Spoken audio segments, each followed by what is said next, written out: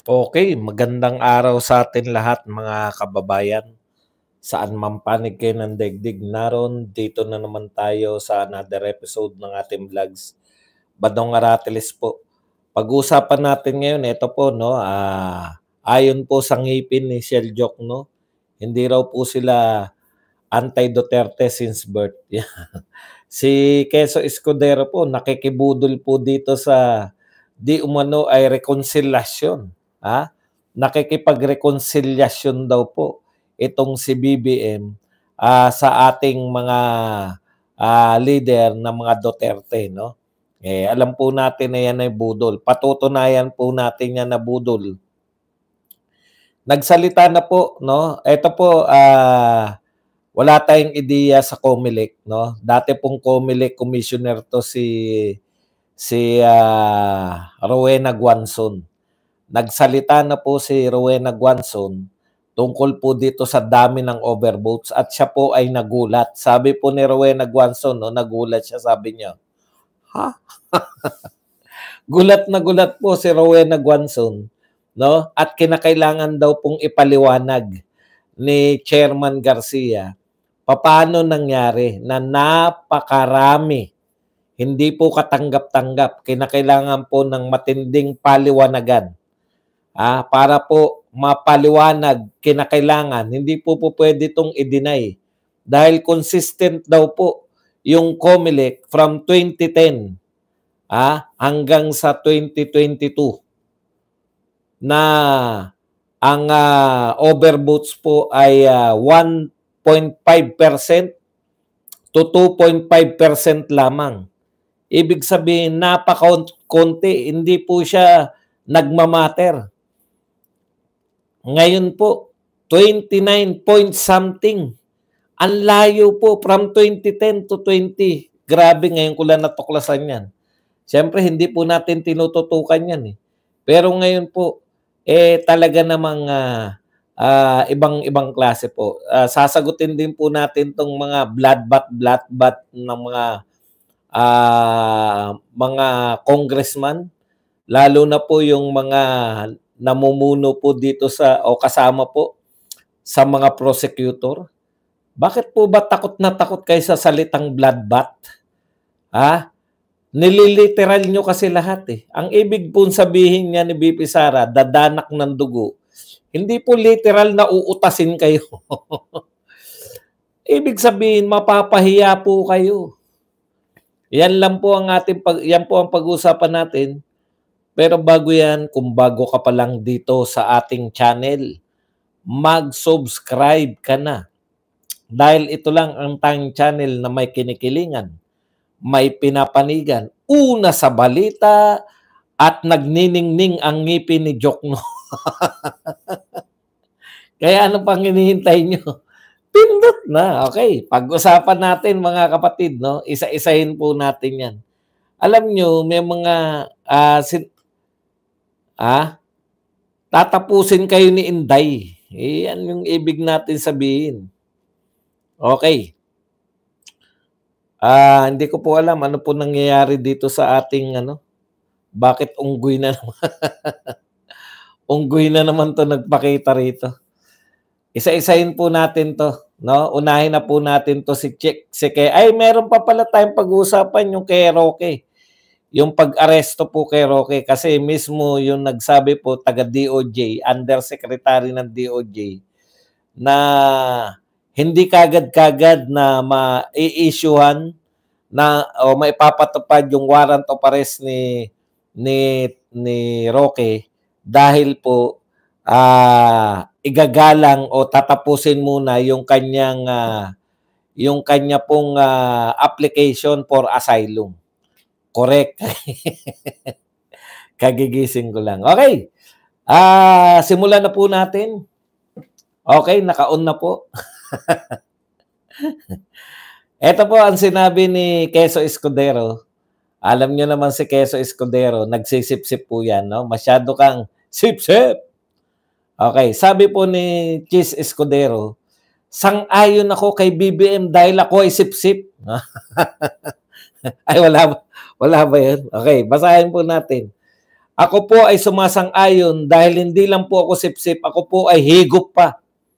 Ayan po ang sinabi ni Chis Escudero. Ah, sang-ayon ako sa panawagan ni Pangulong Bongbong Marcos na isang tabi sa isang tabi ang politika at itoon ang pansin sa mga pangangailangan ng ating mga kababayan. Kita niyo naman. Tama po siya. Our country's leader cannot afford to be consumed by politics when so many of our kababayans struggle simply to make ends meet. Galing, no? Palakpakan natin. I appreciate that the President had the humility. Ang ating Presidente raw po ay may kababaang loob to recognize that the recent election result revealed that our countrymen are weary of conflict and want a government focused on their needs, not distracted by the drama of politics. Sa English po yun, Tagalogin natin, no? Na-appreciate ko po ang Presidente ng Pilipinas dahil ako po ay numero 1 sip-sip, waiter, at ako po ay higop. Yan ang sinabi ni Chis Escudero. Okay. In admitting that he is open to reconciling with the Vice President and the Duterte family, he reminds us that the welfare of Filipino people should always take precedence over personal differences and partisan disputes. Sige. Sabi naman po,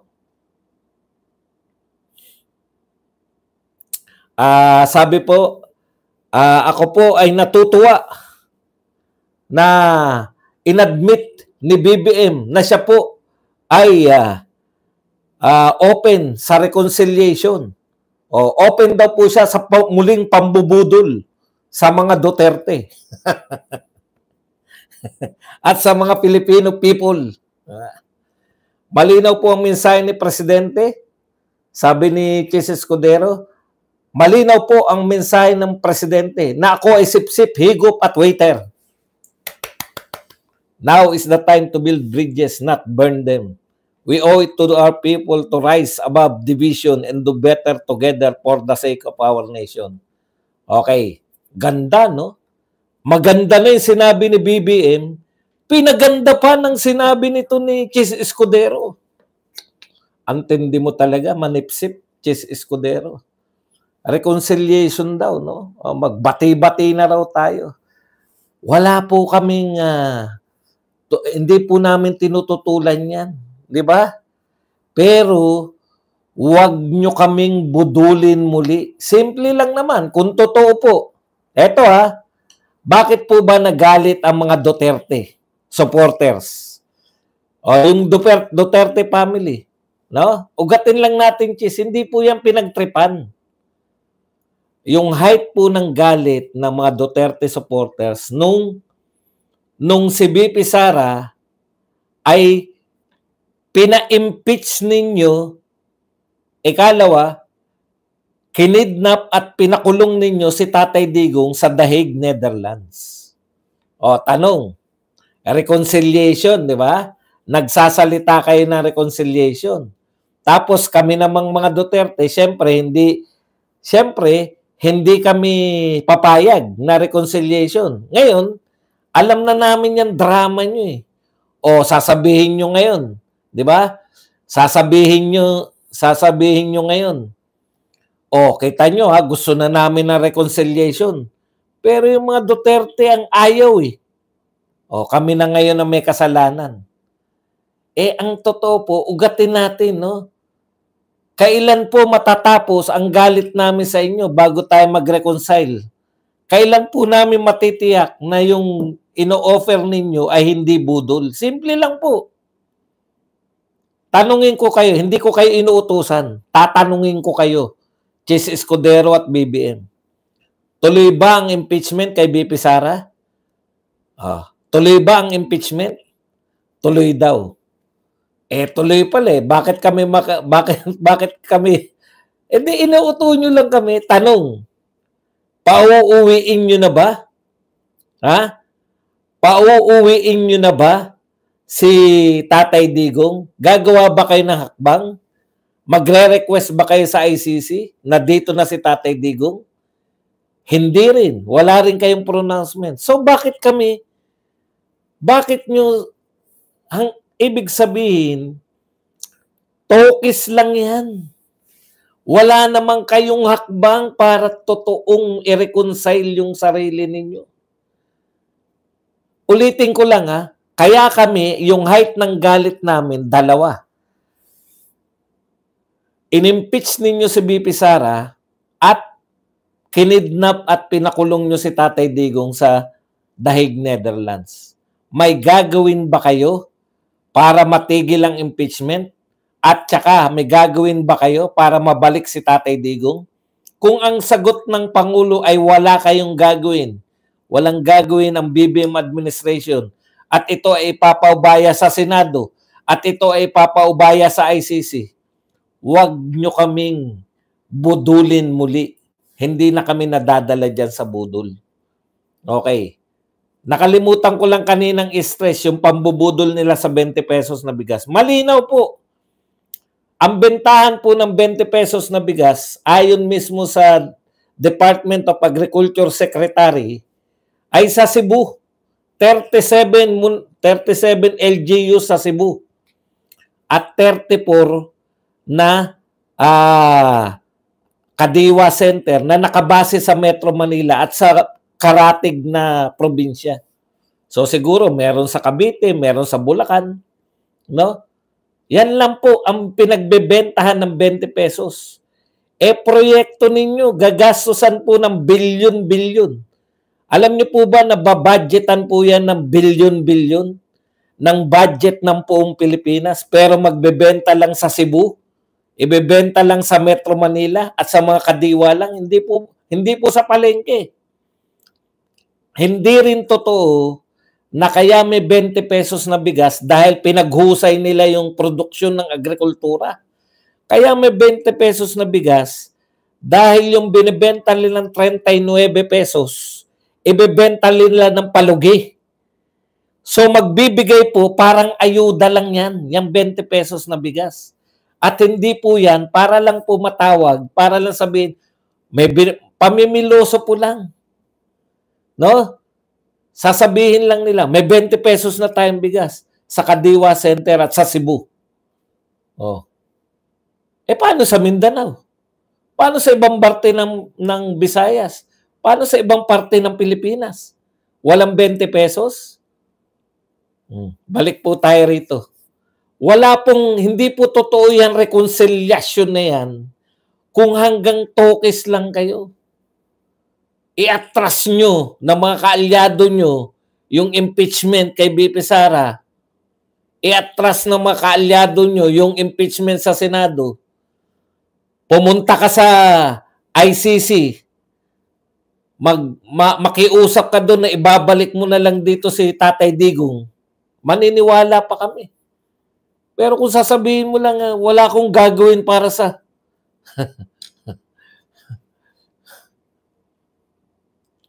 Okay.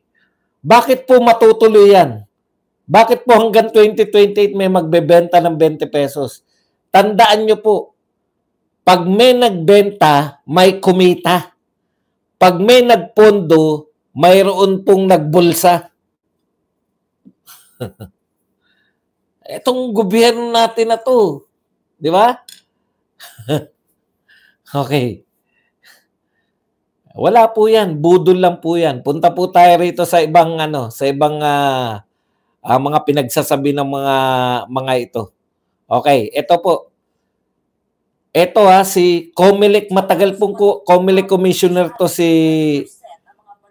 matagal pong Comelec commissioner itong si Rowena Guanzon. Kaya po, ito po, yung sinasabi po nito, alam niya po yung sinasabi niya, no? Nagulat tayo kasi 29%. 17 million mahigit pala. 16 million lang ako na 16 million. 17 million palang mahigit yung overvote sa Senado lang Sa Senate vote lang Kung 17 million po yan, ibig sabihin 17 million po yung hindi na-count na balota. Imaginein po ninyo kung 17 million yan, ang boto niya Duterte, pasok po lahat sana yung Duterte. Kung may malaglag, isa o dalawa lang. Ha? Kung ganun po ang kalakaran na nagiging automatic, very obvious. 17 million, makaka-apekto po yan. Halimbawa po, bigyan natin, pwedeng hindi Duterte, pwedeng may pinag-initan sila. Halimbawa lang po to. Kasi wala nagpapaliwanag eh. Ano sabi ni Rowena Guanzon? Kaduda-duda. Ha? Dati pala, 1.5% from 2010, from time na nahalal si Pinoy, hanggang sa nahalal si Duterte, hanggang sa nahalal si Bongbong Marcos. Yan yata yung panahon na tayo ay nagsimulang anong tawag dyan? Mag-shade ng hindi na manual, computerized. 1.5 to 2.5 lamang ang percent ng balota ang overvote. Ngayon po, 29%. O close to 30%. Imagine ninyo. Halos 1/3. Halos po 1/3 ng balota ay hindi po binilang dahil sa overvote na tinatawag. Halos 1/3 po ng balota ng mga bumoto ay hindi marunong magbilang. Lagpas sa 12 ang binoto. Hindi po siya normal. Sino po nagsabi? Si Guanzon. Sino ba si Guanzon? Matagal po siyang COMELEC commissioner. Kaya alam niya po na yung sinasabi niya. Kinakailangan po magpaliwanag ni Garcia. Nagpapaliwanag ba? Oh. Pucha, imbis na magpaliwanag kayo, dagdadagdag pa kayo ng tignan nyo. Imbis na kayo, ipoproklaman nyo na lang yung Duterte at BH, bagong henerasyon party list. Hindi nyo pa prenoklama. Pero hindi po nila pwedeng hindi iproklama yan. Ito po ay binoto ng tao. Di ba?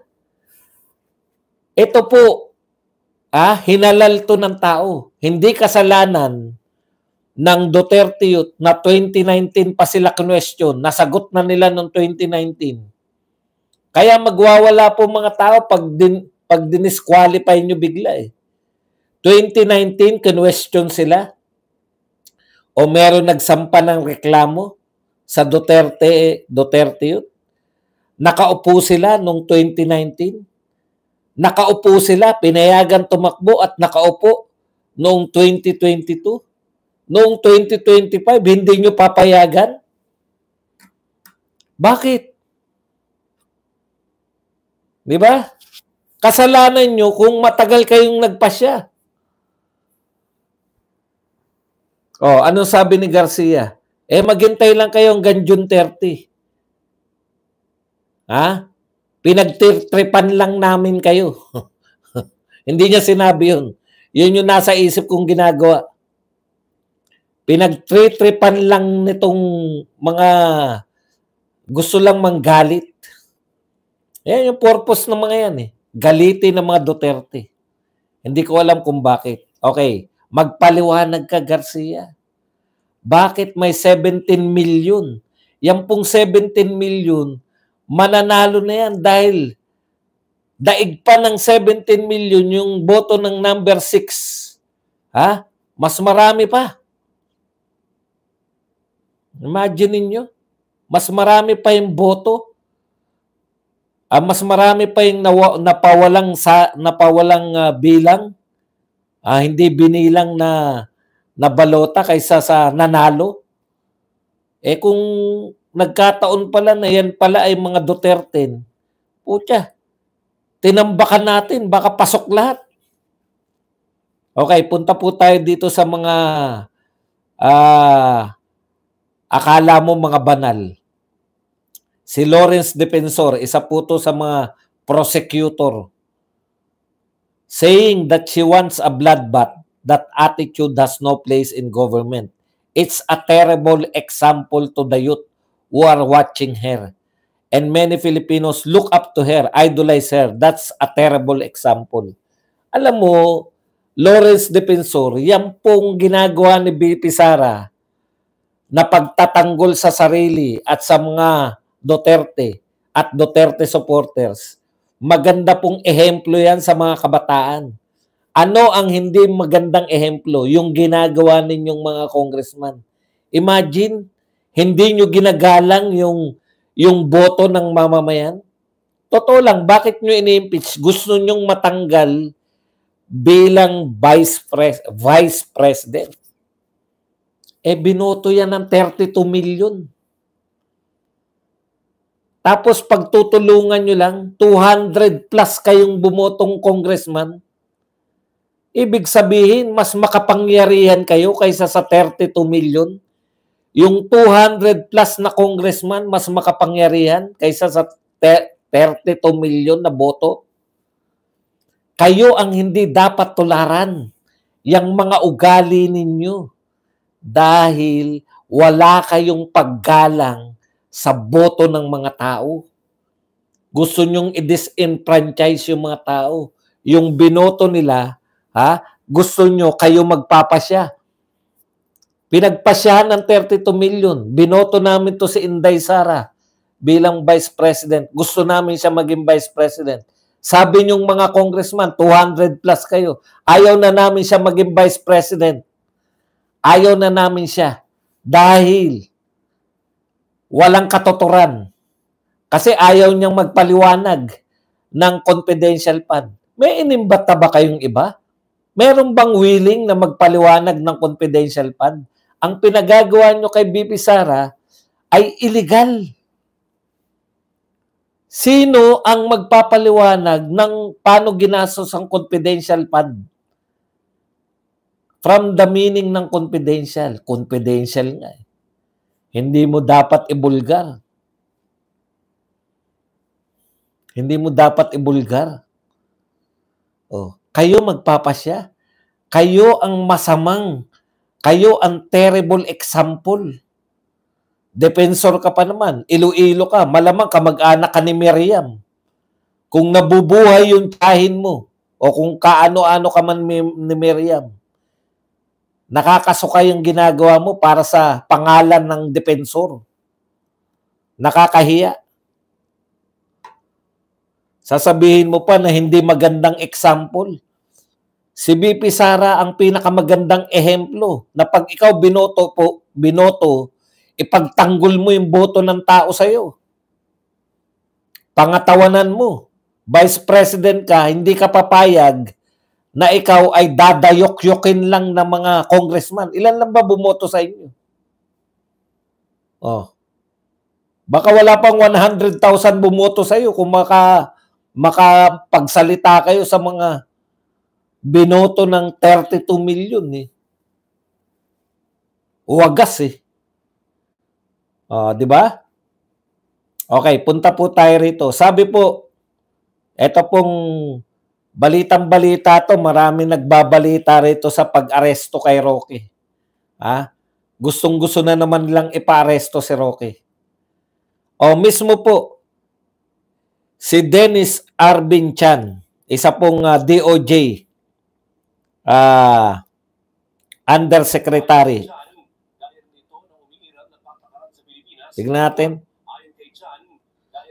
Okay, ayon po kay Chan,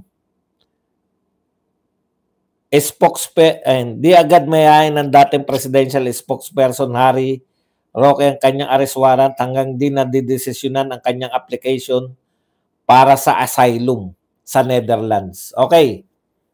Tignan po ninyo, no? May warrant of arrest na sa Pilipinas si Harry Roque.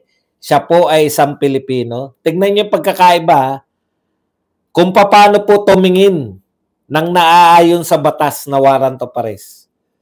Kay Tatay Digong, Pilipino siya, may warrant of arrest siya sa ibang bansa, ICC. Ang sabi ng ICC, may warrant of arrest kami. Ang paraan para siya mahuli, ipakulong, huhulihin makikiusap yung ICC sa gobyerno ng Pilipinas na hindi sa gobyerno nakiusap, di ba? Ayon sa gobyerno natin, nakiusap daw sa Interpol. Okay, pero maliwanag po sa rules ng ICC na pag dinakip mo yung Pilipino na may warrant of arrest sa ICC o kung sino mang tao, dapat dadalin mo sa local court.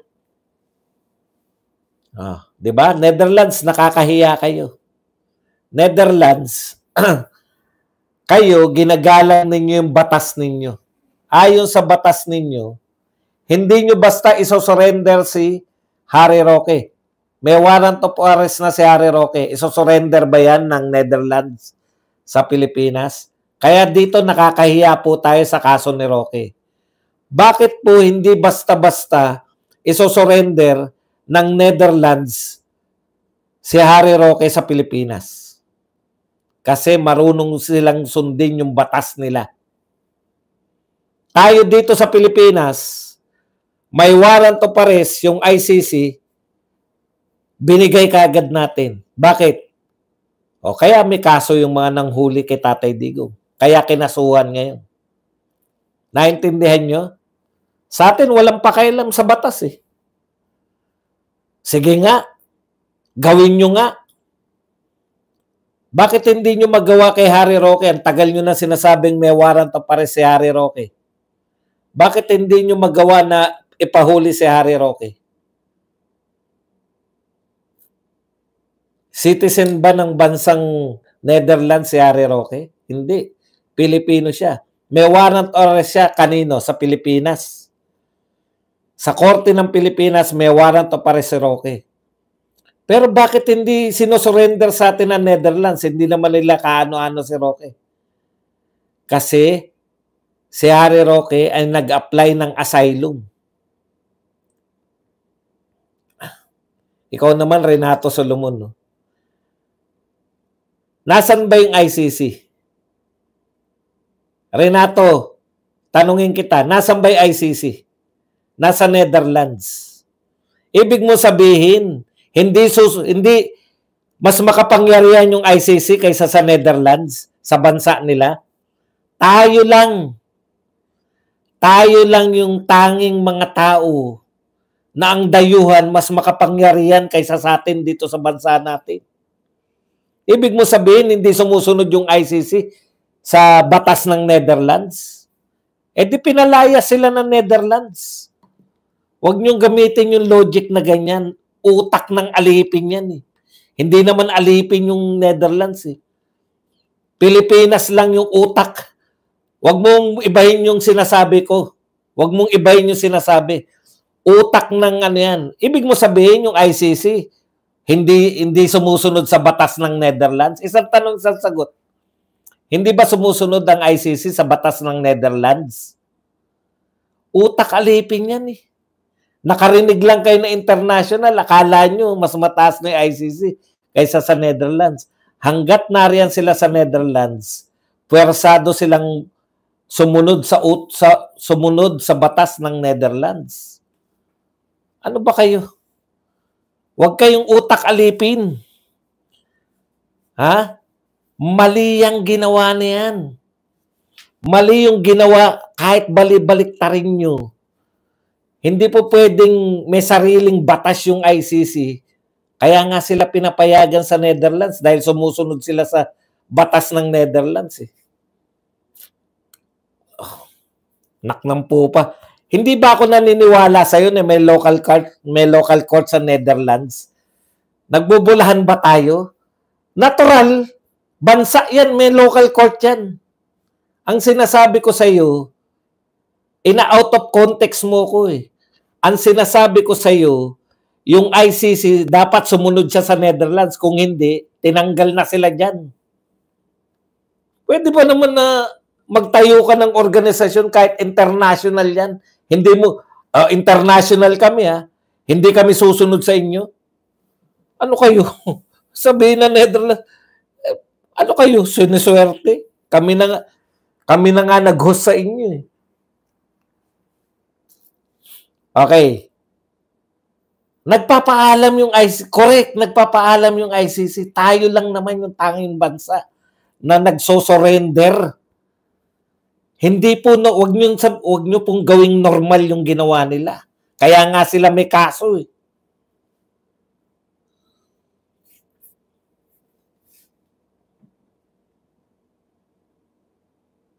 Iniiba mo na naman, di ba?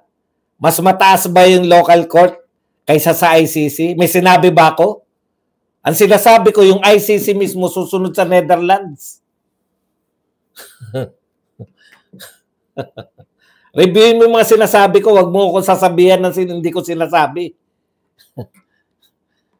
Kung hindi ka naniniwala, ang tingin mo, mas mataas pa rin yung ICC kaysa sa Netherlands.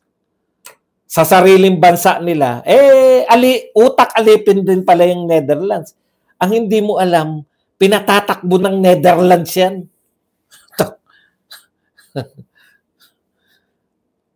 ICC kayo ng ICC, sunod-sunuran lang sa Netherlands yan. Yung Netherlands, utak imperialista yan. Kahit wala na silang power, katulad nung araw na sila'y kinikilala ng buong mundo bilang numero 1 imperialista, napanatili nila yung pagiging imperialista nila sa pagtatayo ng mga katulad niyan. Pamimigay ng mga Nobel Peace Prize na yan, mga ICC na yan. Diyan sa kanila maraming mga korte ng pambuong mundo sa kanila. Huwag nyo akong paandaran ng mga hindi sila sumusunod sa Netherlands. Kung uugatin nyo, baka Netherlands pa nagtayo niyan. Ng ICC na yan. Balik tayo. Okay na yan. Kung ang paniniwala mo, ang ICC ay may sariling kapangyarihan sa mundo, parang UN, hindi totoo yan. ang ICC, okay na, sige, okay na yan. Rome Statute na ang nagtayo dyan. Bakit hindi nila sa Rome lang sila nag-usap? Pero nakatayo yan, naka-headquarters yan sa, symbolic yan. Katulad ng United Nations, saan sa tingin mo ang headquarters ng United Nations? Hindi mo alam? Sa USA. So anong ipinahihiwatig? May mas makapangyarihan pa ba sa USA, sa United Nations? Ganun lang din yung pinamumukha niyan. Kami ang makapangyarihan dito sa ICC, kaya nga nasa amin. Okay, balik na tayo. Let us continue. Okay na yan. Kung ayaw mong tanggapin na sumusunod yung ICC sa Netherlands, wala na akong magagawa. Okay na, no? Wala na akong magagawa kung ayaw niyong tanggapin na yung ICC sumusunod sa batas ng Netherlands. Kasi utak alipin kayo. Pwede pala yun. Pwede palang organisasyon na hindi sumunod sa batas ng Netherlands. Yun lang yung point ko eh. Di ba? Okay. Ngayon, balik tayo rito kay Roque. Okay na yan. Kung ayaw mong maniwala,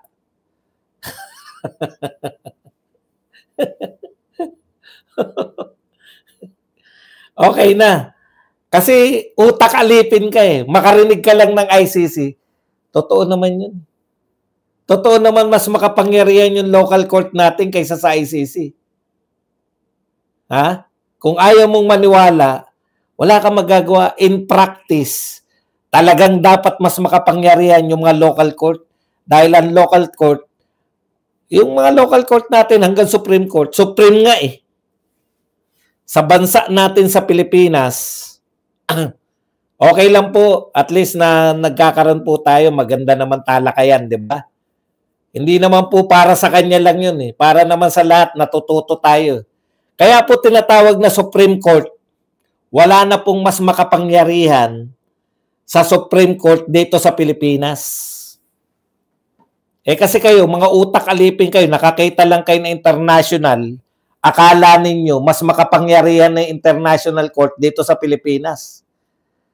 Ang pinakamakapangyarihan, yung korte sa Pilipinas, kaya nga Supreme eh. May mas Supreme pa ba sa Supreme Court? Wala. Okay. Balik na po tayo. Kung ayaw nyo paniwalaan, ano magagawa natin? Ganun talaga. Oh.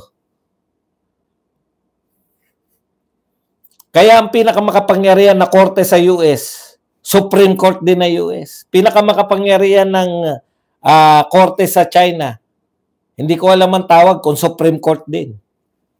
Pero hindi papailalim yung mga mamamayan ng China, ng US, ng Russia, ng Taiwan, ng Vietnam sa isang dayuhang korte.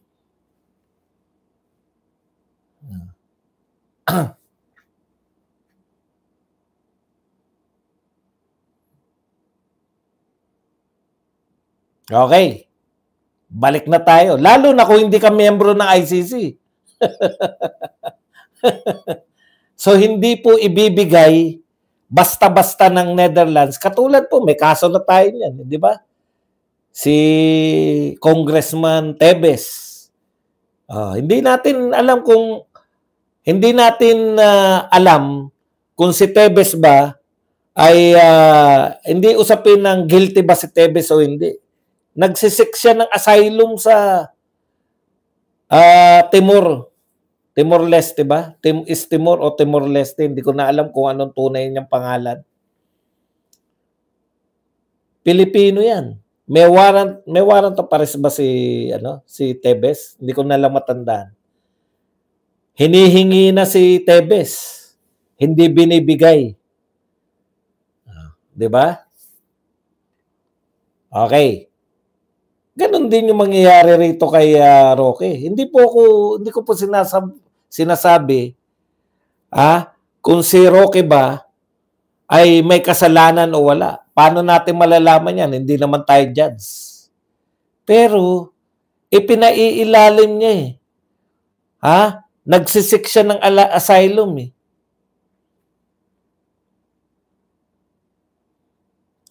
Ang pinupunto ko lang, sana ganyan din yung pagtrato natin sa mga Pilipino.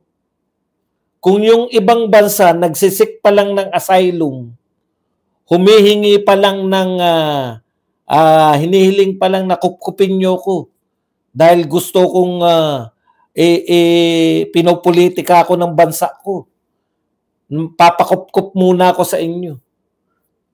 Pinoprotektahan na nila. Yung humihingi pa lang ng tulong para kupkupin.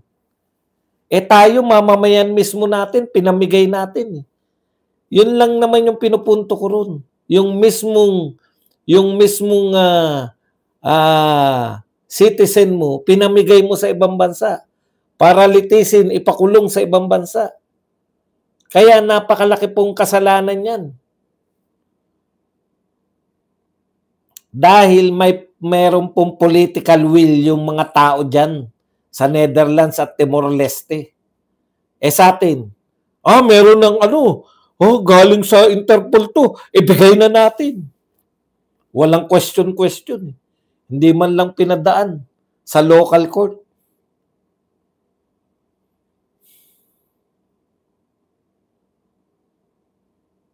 Paano gagalawin ng Pilipinas? Pinotektahan na nga ng Netherlands. Sa atin, sarili nating mamamayan, hindi natin kayang protektahan.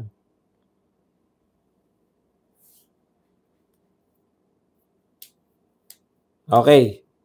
Punta na tayo kay Jokno. Ang ayon po kay Jokno, tinanong po si Jokno ano po masasabi nyo? Ito yung tanong na reporter. Sabi po ni BP Sara, kayo daw po ni De Lima ay Duterte, anti-Duterte since birth. Ano po masasabi ng ngipin nyo? Tinanong na reporter. Ano po masasabi ng ngipin nyo?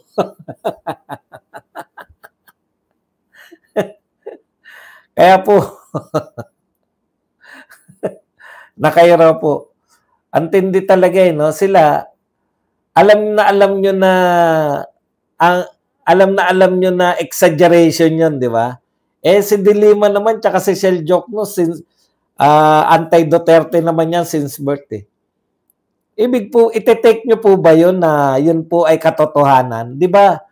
Sa figure of speech po, hindi ko lang alam kung ano tawag dyan, hyperbole yata yan. Yung exaggerated, di ba? Ina-exaggerate mo yung point mo. Di ba? Totoo ba yun na since birth ay anti-Duterte? Ang tinitake po nila bawat sabihin ni BP Sara, literal. Hindi ba kayo nakakaintindi ng tinatawag na hyperbole? Ha? Hindi ba kayo nag-aral ng English, ano? 'Di ba? Pag sinabi niyong putya, ang lalaki ng kalaban ng Gilas Pilipinas, mga higante. Oh. Te-take nyo ba na literal 'yun? Na higante? Na 9 feet? 10 feet ang mga higante?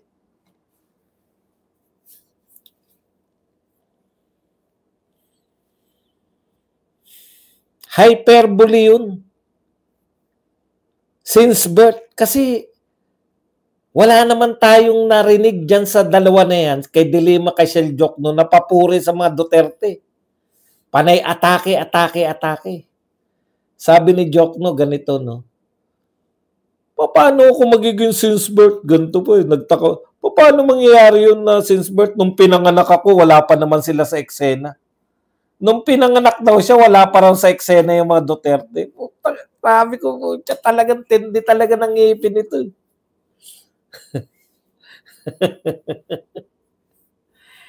Jokno, hindi yan yung meaning na huwag niyong gawing literal. Kaya ang mga reaksyon nila sa bloodbath, kala mo, mga civilized tayo, hindi natin kinakailangan ng bloodbath. Bloodbath, figure of speech na naman yan. Ay, mali ka dyan, Jerkads. Ang ngipin ni Jokno, hindi po since birth. Ang ngipin ni Jokno, mas matanda pa sa kanya.